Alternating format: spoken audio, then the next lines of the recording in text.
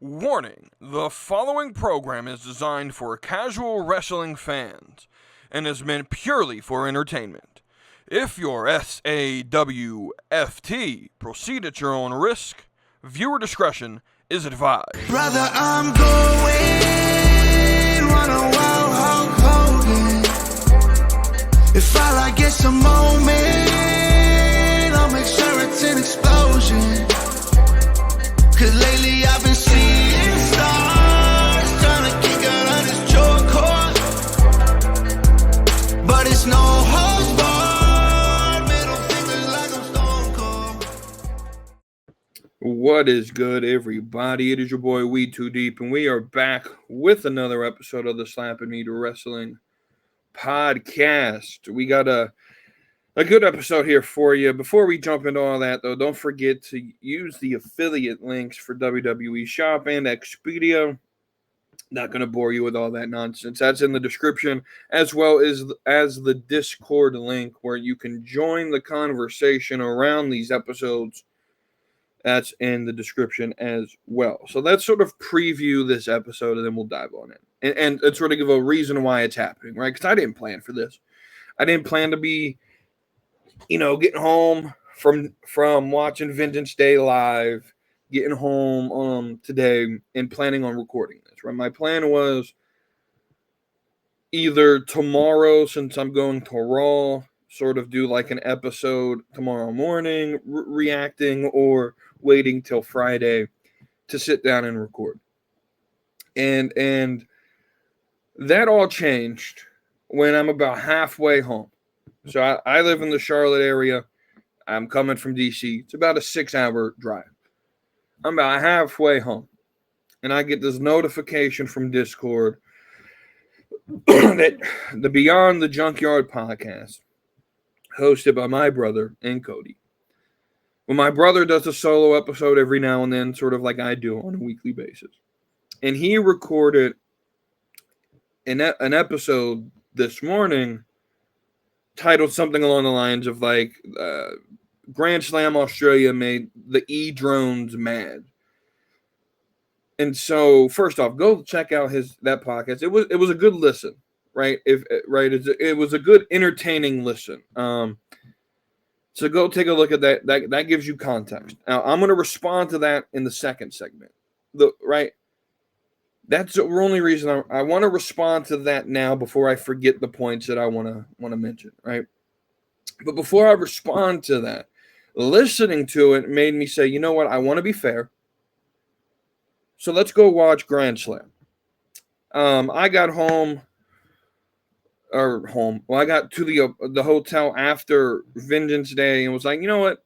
This will start. But then I was like, no, this is going to be on after the All-Star game. Be like 11 o'clock.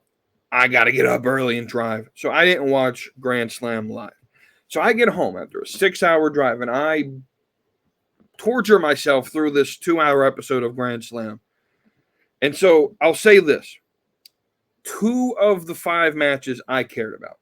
And from a casual fan base, the first 2 matches were really the only 2 matches I cared about, right? Toni versus Mariah, didn't really care, right? This was just Toni Storm's big moment. She gets the title back in her home country, right? It's the whole reason you go there, right?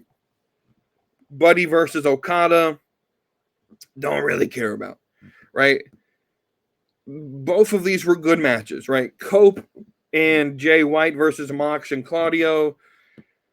I'm going to be honest with you. Excuse me. I'm not a big fan, even when WWE does it, of these like brawls type go around the arena things. When it's a tag team, when it's done like one-on-one, it's fine. But when you have like when it's 2-on-2 when they're in like different parts of the arena and you can't show both parts on screen, and so now I'm missing half of what's happening, and the crowd's reacting to something different than what could be on the screen, and so it's one of those things that get really confusing, and it's just me personally. I wasn't. That's what took away from this match.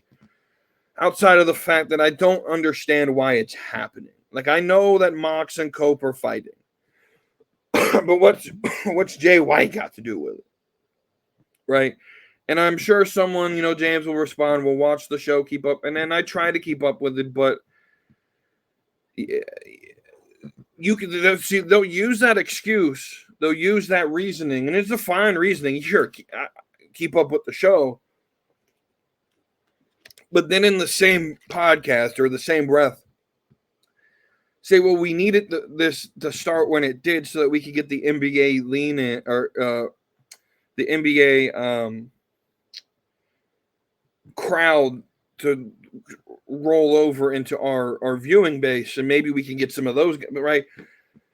If that's the crowd you wanted, if you wanted them to the I forgot the term, the lead in, if you wanted the lead-in crowd from the NBA people, they're casuals, they've never watched your programming before, and very little was done in any of these matches to explain why the hell this is happening, right? And so those three matches, the last three matches were okay to me, right? So let's get those out of the way. So let's talk about the two that I maybe cared about just a little bit. Let's start with the first one, Takeshita and Kyle Fletcher versus Omega and Osprey, right? Again, none of this starts the show. None of this captures that casual fan base. Maybe Omega's entrance does. It's a little bit better, a little bit big. It screams something that casual fans maybe can lean into. Kyle Fletcher has a look that may be interesting, but outside of that, like none of this, right? Takeshita just screams generic bland Asian. Osprey screams sped that right, like there's a point either in his entrance or during the match where he like starts beating on the mat and the crowd's flipping out and they're clapping along to the beat that he's making, and it just comes off as corny and nerdy, and so Osprey just does nothing for me, right? And then they have their standard AEW style match with a whole bunch of no selling and crazy moves. At one point, Kenny tries to do a Poison Rana to Takeshita, and Kenny took the brunt force of it. And I will say, I'll give commentary the I think it was a Nigel, and funny that it's the WWE guy, Nigel, who has WWE experience on commentary, that pulls the Corey Graves and tries to explain it away, and did a very decent job at doing that. At least someone was professional enough to try to explain why Kenny Omega just tried to do a move but then hurt himself, right? Where like Takeshita didn't even hit the mat. Like it was straight Kenny Omega head first, right? With this Poison Rana. And so good move there by Nigel to try to explain it away with Takeshita play defense type thing, right? Outside of that, speaking of that, I also like with Kenny's entrance that I don't know who it is. I don't know how long they've been doing this with Kenny, but they kind of do the WWE style entrance now where like the camera's behind him as he walks out the curtain. I like how they realize that that's actually good production with WWE. So we're going to use that. And again, that's not something that's a negative. It's they learned that there's something that actually works in the business. Let's actually use it. They should do that a lot more. But the match was fine. It was exactly what I expected it to be, right? It wouldn't be anything that like would draw me and hook me in, but for the fan base, it was fine. The match I want to talk about, it may have been the shortest match of the night, and it may have been the least favorite for the AEW fan base, but it was my favorite, and that's Mercedes Moné and Harley Cameron. And to some that may come to a surprise because I don't really have a lot of positives to say about Mercedes ever. I think outside of wrestling, I think like outside of the character, I think she's a little bit big-headed for her, literally big forehead, but I think her ego's gotten to her. She got on Star Wars. She thinks she's the best, and let's just be honest, she's not. But she's top 5 X's and O's in the ring in active wrestling, right? I've never once said that she puts on bad matches. She's one of the best women's wrestlers from an X's and O standpoint in the industry. And from that perspective, AEW is lucky to have her. Where she fails to me is the more important piece to me, which is the promo ability. And she doesn't have that. Like, you should be able to grab a microphone and talk me into watching your match, and she doesn't do it. You know what really made me interested in watching this? Harley Cameron's little skits with the puppet, right? That is what got me interested into Harley Cameron and wanting to see her beat Mercedes Moné. Which obviously it wasn't going to happen, but so I want to talk about Harley Cameron. I don't care about, again, I don't really break down matches, right? I'm not the type of person like Meltzer or Alvarez or even someone like Cornette, because people would like to call me a corny Cornette drone. I don't even listen to Jim Cornette all that much, right? I like to listen to his opinion on certain things, but even someone like Cornette can get a little bit too much for me when they review shows, because they start going in and they start naming moves, and I don't care about all that, right? At the end of the day, I want to know, like, does the result push the narrative further, right? And so with me, I want to talk about Harley Cameron real quick. And they made her look this was a very good match from her standpoint. I got to say something. Harley Cameron needs to be WWE bound whenever her contract's done. I don't care what you need to do, Triple H. This woman has it. And when I say it, I mean the it factor to get over. She's sort of like another Maxine Dupree, where she's not the best in the ring, but she has a good promo ability. And she has a look. And that, I think, could get her over in the right system, right? You can't put her in a system where she has to have matches, because that's not going to get her over, because that's not her thing. Now, she's good in the ring. She did very well. She did very well for herself in this match. But she has that WWE look. And if I'm Harley Cameron, I'm using this opportunity, and I'm contacting someone in WWE and saying, look at this. I have an entire stadium. Now, granted, she has the home field advantage. She is from Australia, right? I have an entire stadium chanting my chant that I got over with this puppet. That's fully WWE booking right there. And so when people say, oh, we don't like what Vince booked, well, Vince would have booked the puppet, right? That's exactly what Vince would have done. Right? And so Harley Cameron worked for me. She got me into that match. The one thing about that match, though, that segment of the show that confused me was Mercedes picks up the win. She walks outside the ring. Now, she's a heel, right? And she walks past, I guess her name's Momo Watanabe. Momo want to be somebody. I don't know what her name is, right? And they sort of have a little chat, right? And I guess she won something at Dynasty. I don't know. I don't know all of that backstory, right? But from my understanding, they're both heels. Do AEW fans not know how wrestling storytelling works? You can't put two villains right? I've always proposed that you could do face versus face. And I think you can. Right? If I did Cody Rhodes versus Jey Uso for the title, I think you could work that out, because both motivations are, Cody wants to maintain his champion, Jey wants to, right? And so you could work that out and say, well, face versus face works because I'm trying to one up, who's the best good guy, who's the best in the ring, right? But when you have a bad guy as your champion, when you have a bad, like, you couldn't do Gunther versus Roman Reigns and expect people to cheer in that match and someone actually benefiting from it, because you're supposed to, like, who am I supposed to cheer for? Like, there's a method to this. And I know AEW fans and even some in the casual fans say, well, I pay the ticket price. I should be able to cheer for who I want to and boo who I want to. And that's fine. But there's a way this works, right? The producer is supposed to get you to hate the heel, right? Imagine in a movie, you're watching a movie, and the producer of a movie says, here's our bad guy. I don't care how you feel about him. You might even like him. Cheer for him. Right? You're not supposed to cheer for the bad guy in the movie. Right? The only difference is when there's like a nuance to it, sort of like Kevin Owens, right? How we're booking Kevin Owens, where he's the bad guy, supposedly, but he's the guy that sort of is logical. He makes sense. Cody Rhodes is actually being painted as the bad guy here, right? As the guy who sort of turns on all his friends, right? And that's a realistic story that we can get behind.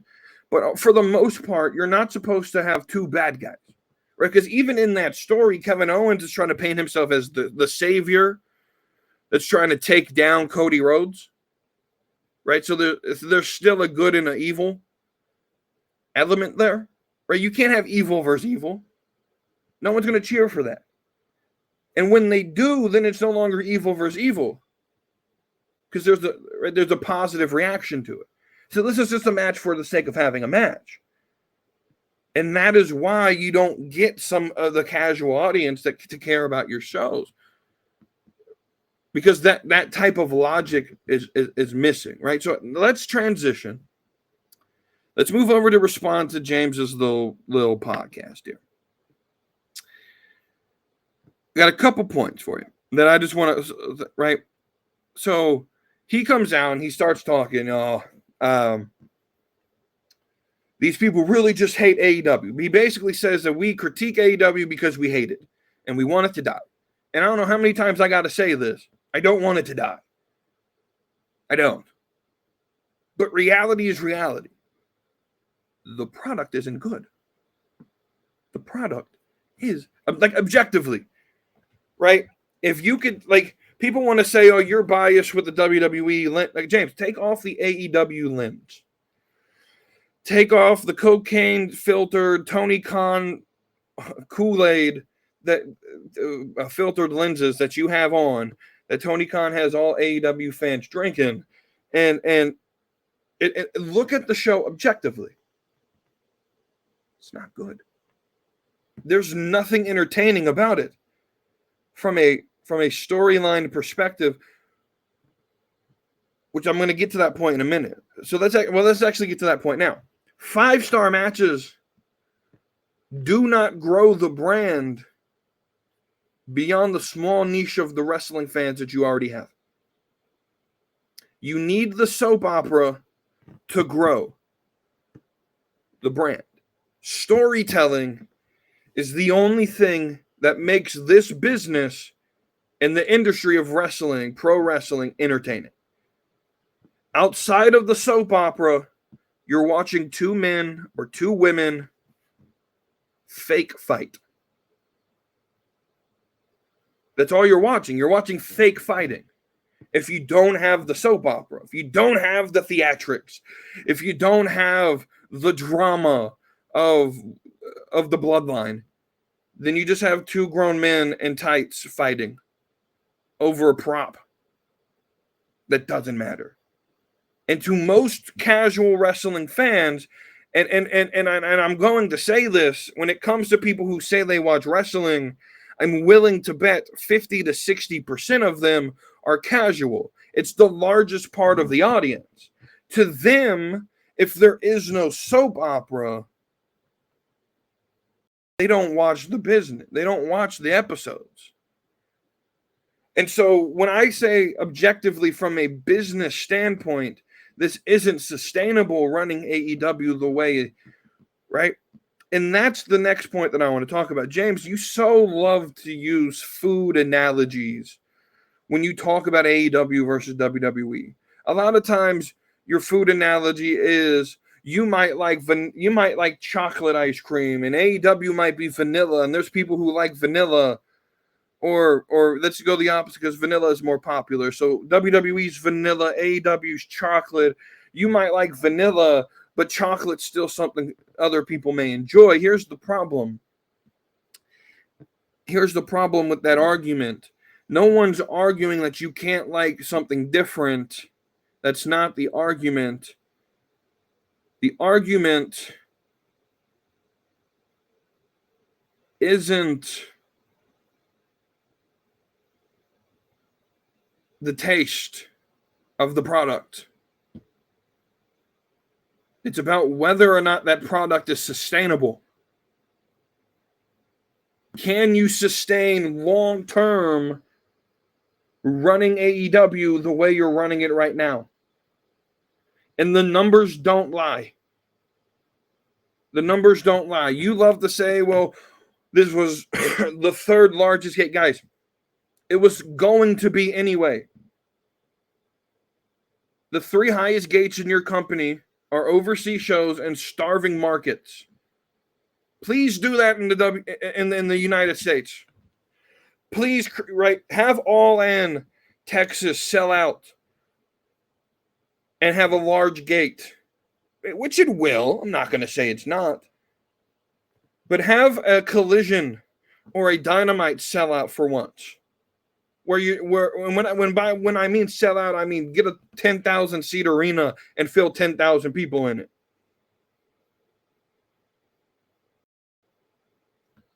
Right? Have a Dynamite have 20,000 people in the stands again. Have a Dynamite that actually gets 800. Let's just be generous. Have a Dynamite hit 800,000 viewers. And I know I said ratings will even the past, but this leads to my next point. What happens, so we go back to this TV deal where Warner signs a 3-year deal that can become a 4-year deal if they accept the option.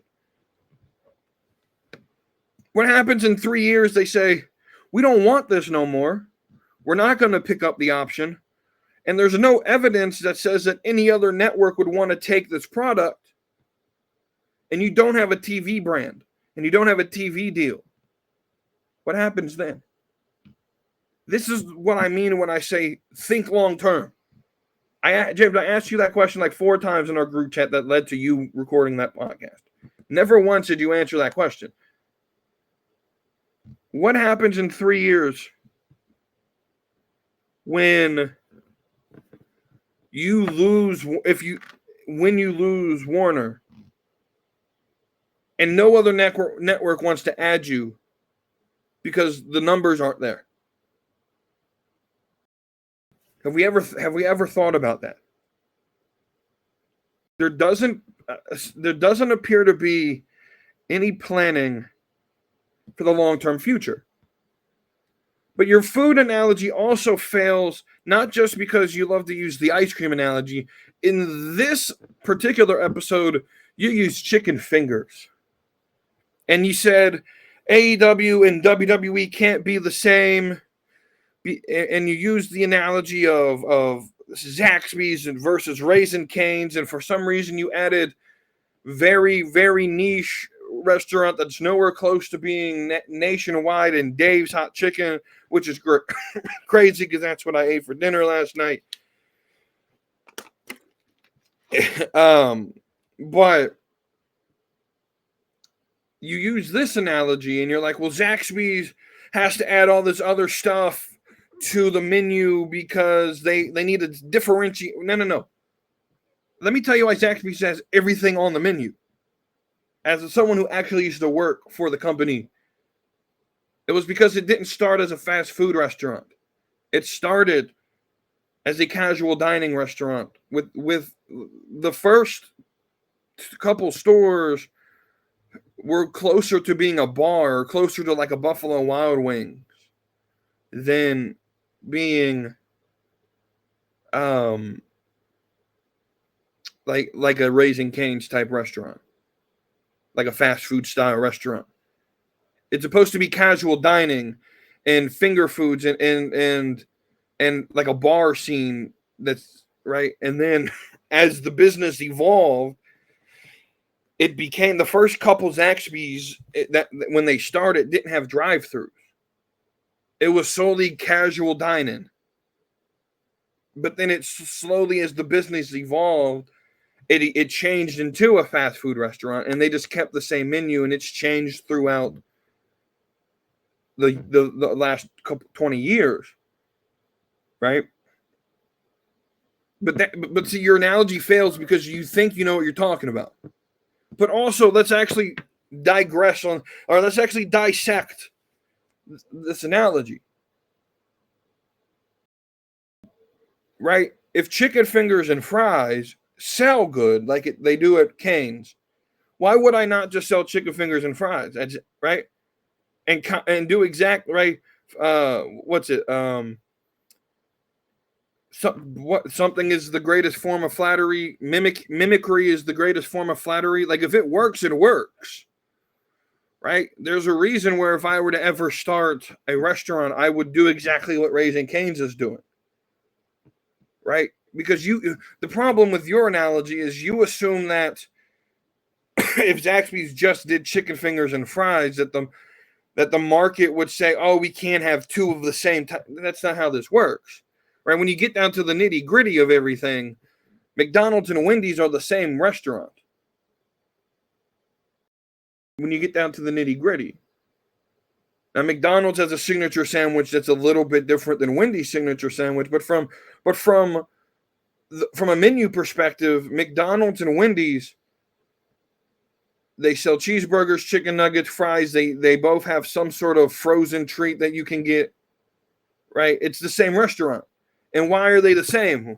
Why did Wendy's copy McDonald's? Because McDonald's worked. So why would I expect AEW to at least try to be similar to WWE? Because the WWE style works. Right? And that goes back to a point I made earlier with Omega's entrance.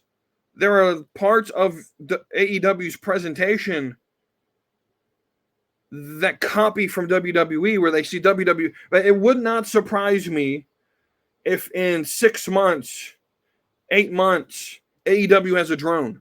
And I'm not going to be like, oh, look at, I may make a little sly comment, say, oh, they copy WWE again. But that's not a negative comment. It's, hey, that worked for WWE to the point that AEW thought it was cool, and they put it into their product. And that's fine. There's nothing wrong with AEW copying WWE's product. But when it works, it works. Your analogy didn't work. The only thing your analogy did was make me hungry.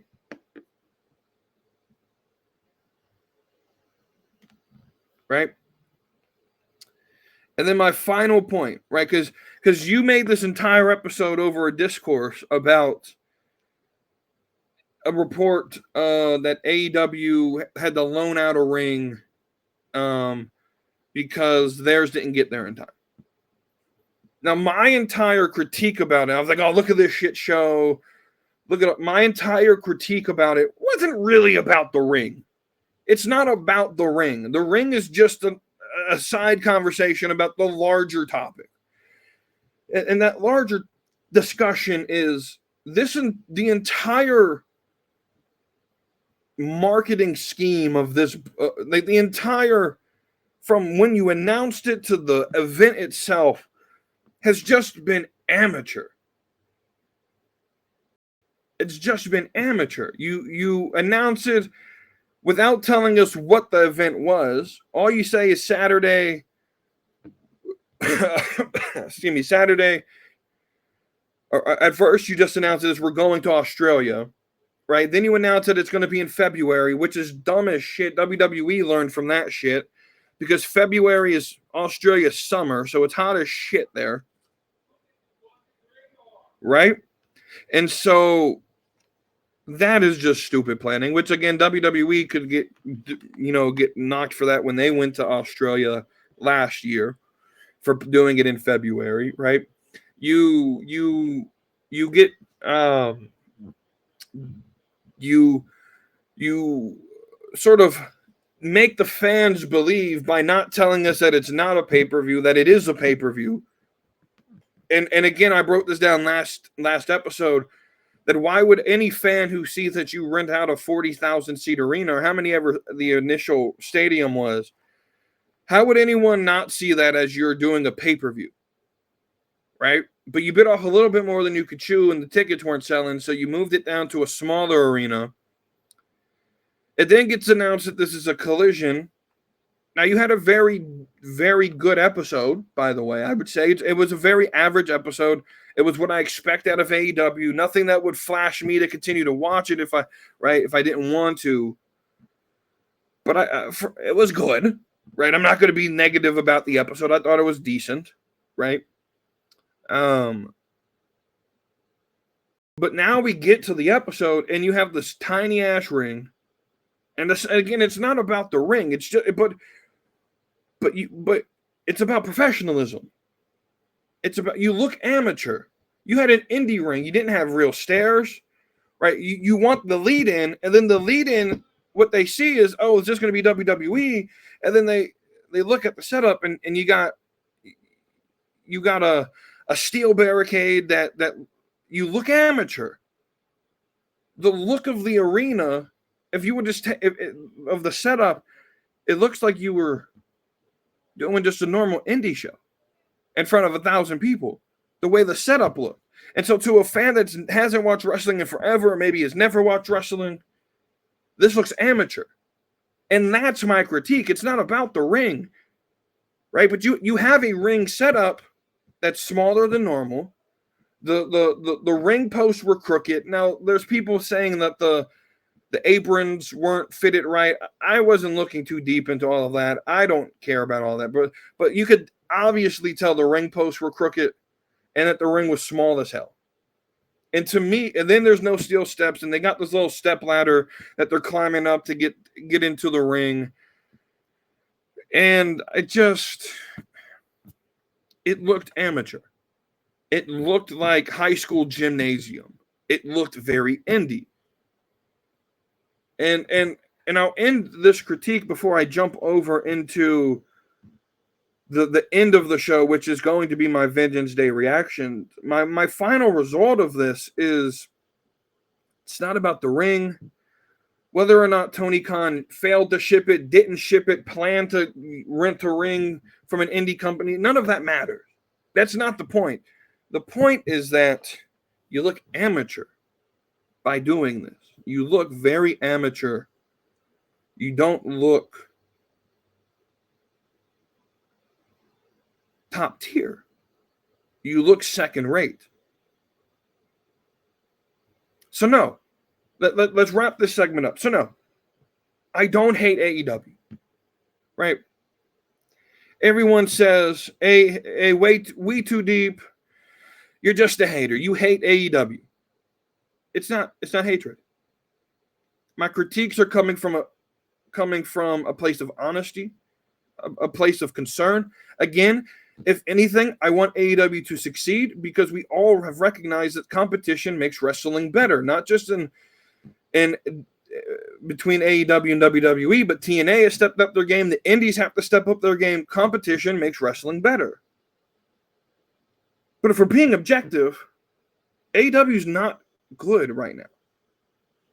So no, I don't hate AEW. But I think they're making critical mistakes that will cost them their future. And if no one's willing to actually be honest and have this style of conversation where you criticize AEW for their downfall, then they're just speeding up that own downfall. If the fans of the company aren't willing to criticize tiny things, I know this is tiny. I know this is a small detail. Perception is reality. And if you want the lead-in of NBA fans to stick around longer than 10 minutes, that perception has to be that this is WWE, because that's when they think of pro wrestling, that's what those people think about. So when the camera turns on and you got a ring with crooked ring posts, no steps, steel barriers, and flips and kick and no cells and right, it might be fun to watch, but it's not memorable. And wrestling isn't about matches. It's about moments. It's about moments. But this is why I call it a tale of two companies. Because I sat in the crowd at Vengeance Day. And I plan on at some point actually watching the actual Peacock edition of this so I could hear the commentary and see everything that actually happened, right? On screen. But I want to talk about Vengeance Day from my point of view in the stadium. So let's start about it. Let's start with that, right? My experience. First off, it was raining. WWE, the arena, they can't control that. But I got there at the show started at 6. The ticket said to get there at 5:30. I know how these things work. You got to get there early. I assumed that the doors were going to open at 4:30. They typically doors open like an hour before the show's supposed to start. I assumed with the ticket saying 5:30, the doors would open at 4:30. So I get to my parking area and to the arena at 4:30. Well, they don't open the doors till 5. So I'm sitting in the freezing rain. For half an hour. Right? Just standing out there getting wet. Which is fine. It is what it is, right? When we get into the arena, and now I'll be honest, with I didn't buy the cheapest or the most expensive ticket. Like if I could have, I would have tried to sit as close as possible. I bought an upper deck seat. That was like $20. Right? Now it's a small arena. There's not a bad seat in the house. So anyway, I get into the arena, I get past the security check, scan the ticket in, right? Now, this is all important for a reason, right? So I go up to where my section is, and I get there, and that entire section is tarped off. There's a camera there, and I knew this would happen. I had the suspicion they were going to turn this into a camera section. So I go down to one of the people and say, "Hey, man, my seat's tarped. There's a camera. What are we going to do about this?" We'll go to guest services, right? So I go to guest services, and no one's at the desk. Someone finally gets there. I tell them the problem. They get it solved, right? It took a while, but they got it solved. And I actually got a better seat because of it. Now I'm sitting definitely on the hard cam side, right behind the hard cam. I could see the whole soundboard and everything, right? It's right. But overall, that's fine. It is what it is. No big deal. So then the show starts, right? And now I'm just going to go ahead and say this. This was my favorite ever live show I've ever been to. Like, I went to Vengeance Day 2 years ago, and I don't remember, it was decent, but I don't remember it as much as I'm going to remember this. Right? This card is stacked from top to bottom. I'm a storyline guy. Everything here has stories, right? And so we start with Fallon Henley versus Stephanie Vaquer, and we get Stephanie winning, right? Very, very good match. Stephanie wins. A lot of fun, good match. My dude Milwaukee Mike and me had the same thought. We look, I don't know if it's the little demon horns, if she the devil or what it is, but I'd sell my soul for that. I'd sell my soul for that. I'm just telling you. Stephanie Vaquer is my wrestling crush, right? She's the one. Like, I determined that last night, without a doubt. Stephanie Vaquer is my wrestling crush. She's the one, without a doubt. Right? Y'all can have Miss Parker. Nerdy, I'll give you Bianca. She's second place for me, but I'll give her Bianca for you, right? Look, me and Mike gonna have to fight this out. I want Stephanie Vaquer. She's my wrestling crush, no doubt about it. Sol Ruka's up there. There's a new girl, Summer Sorrell, I think is going to be her wrestling name. She's up there, right? Excuse me. But fantastic way to start the night. You get a new champion. Already enjoying this, right? The next match is the tag match, which was the match I was looking the least likely for, but may be the first contender on my list of the year of match of the year. FrAxiom versus Josh Briggs, and I said his name right on Friday. Let me see if I can find it again. His first name. I only wrote his second name. I only wrote his last name on on my notes here. Yoshiki. There it is. Yoshiki Inomura. I said it right. And so that's great. So I have very little hope for this. Like, I knew FrAxiom would be great, and they're so fun to watch. They're so fun to watch live. And I knew Briggs was very good. I've seen Briggs on the indie scene. I've seen Briggs in NXT. Like, I know Briggs is, and I heard someone say this behind me. He's a slimmed down now Big Bill, but like big cats, right? He's slimmed down, but he's athletic in a way. Like, he's Josh Briggs is great. I love Josh Briggs, right? It was Inomura that I don't know who this is. I don't know. WWE's done a decent job trying to explain who he is, that he's on loan from from All Japan. Is it All Japan Pro Wrestling? I believe. No. It's Pro Wrestling Noah. Excuse me. He's on loan from Pro Wrestling Noah. And that whole thing, right? And we come out, and Inomura won me over. And I put in Discord that, not my Discord, not the casual, or not the slap and meet one, but the casual wrestling one that Nerdy D runs. I put in there that this is how you get an unknown Japanese star over, right? Now, I don't know how commentary was presenting him. I just know that from in the ring, the crowd loved this dude. Had no idea who the hell he was, right? The crowd loved him. When I'm sitting there clapping along with you, like, I don't know who you are, but I'm sitting there starting to enjoy the stuff you're doing. This is how you get an unknown Japanese star over. You don't rely on his Japanese work.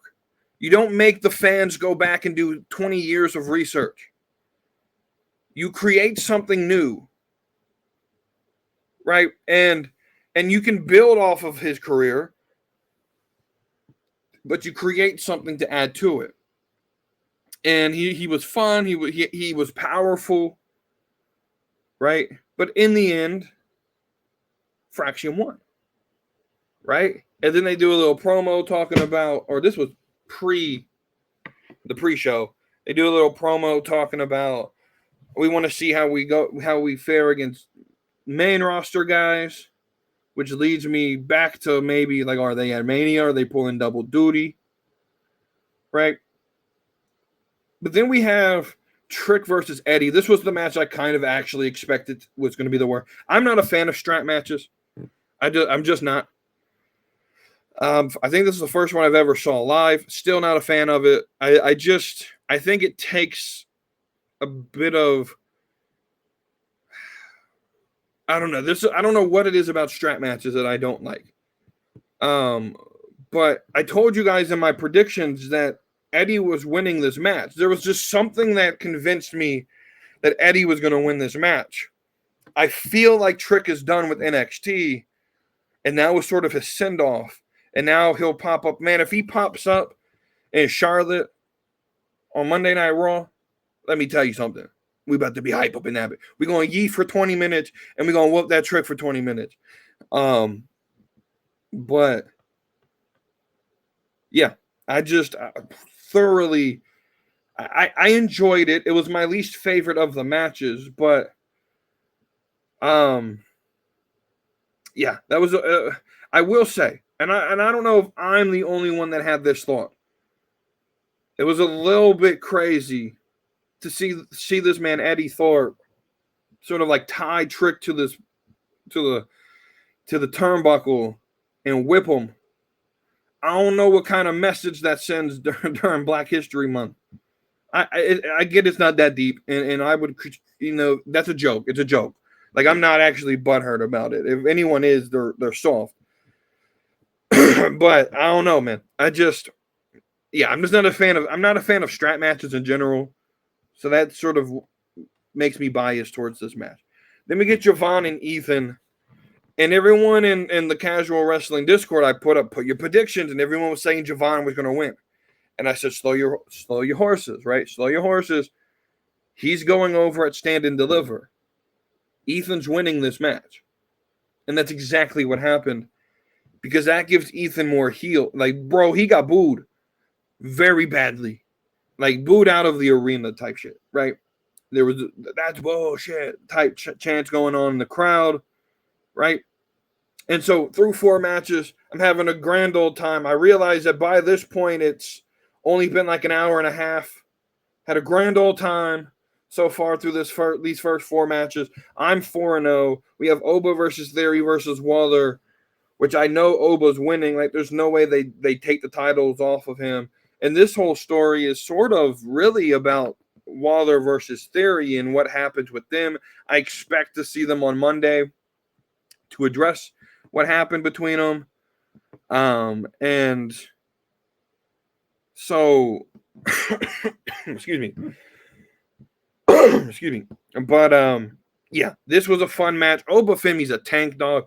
Like, he looks big on TV, but, like, he's a tank. Like, seeing him in real life, bro's a tank. And then you get the women's 4-way match, which I have to rewatch because I was just so in awe of just the night in and of itself and the amount of star power. And I want to go back and watch it again. It was very good from my seat, but I feel like I didn't get the full, like, presentation. This match, I think I put too much expectation on. Just because I wanted this to be like the greatest women's match of all time. And I don't think it'll reach that much. I still think Bayley versus Sasha at Brooklyn was better. But this was very good. And then overall, like the entirety of this, and then we don't even talk about the new faction that debuts. And I was 2 for 4 in predictions. Shaquan Sugars is 1. Cutler James is 1. Dion Lennox is part of the group. And the dude with the dreads that I said Keanu Carter, but I wasn't certain about it. That's actually going to be a new guy whose name just got copyrighted. That's going to be Osiris Griffin. That's who Shaquan Sugars tagged. And if that's the case, he's probably going to be the dude that goes after Oba. And that's going to be storytelling in a way that I don't think people understand. This takes a history nerd, right?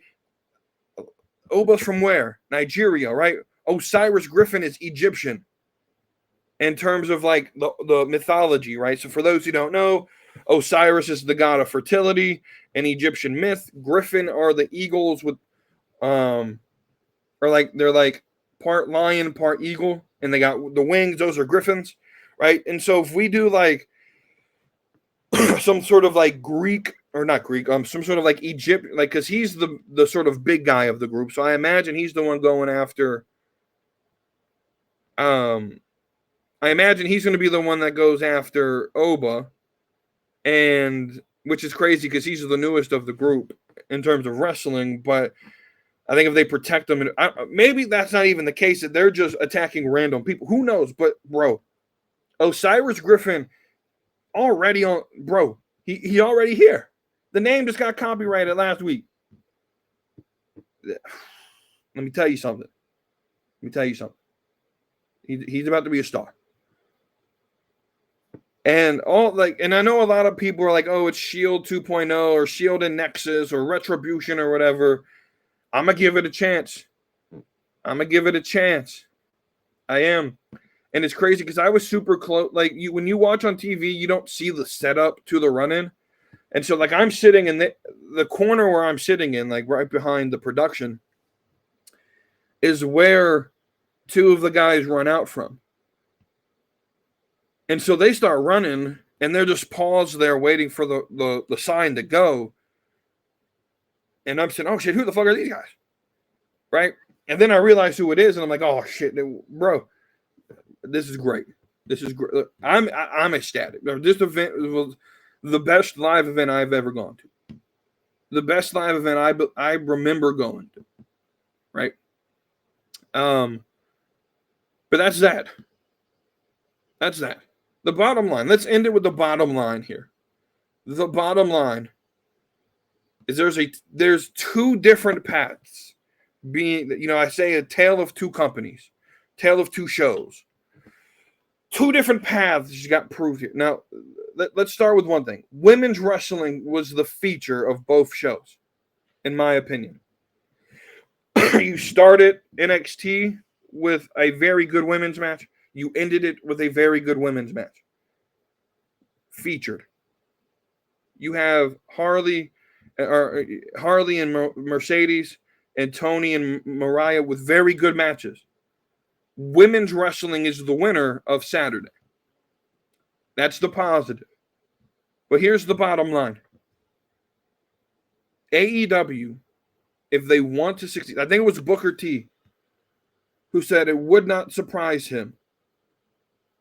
Not that he wants it to, but it would not surprise him if AEW dies. I want to see if I can find the actual quote.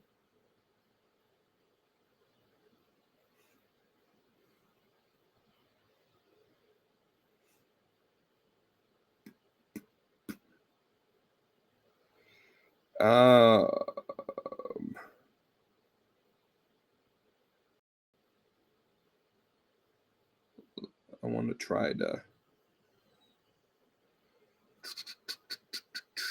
Yeah, this is the thing with. Yeah, I'm not probably going to be able to find it. Oh, there it is. Booker T warns AEW that if they don't start planning better, the company will go under soon. Quote, I could tell you back when I was in WCW and things were just running, everyone thought everything was good just because we were on TV.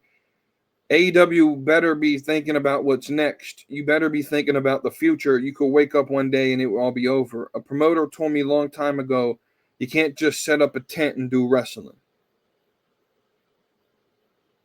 And he's 100% right.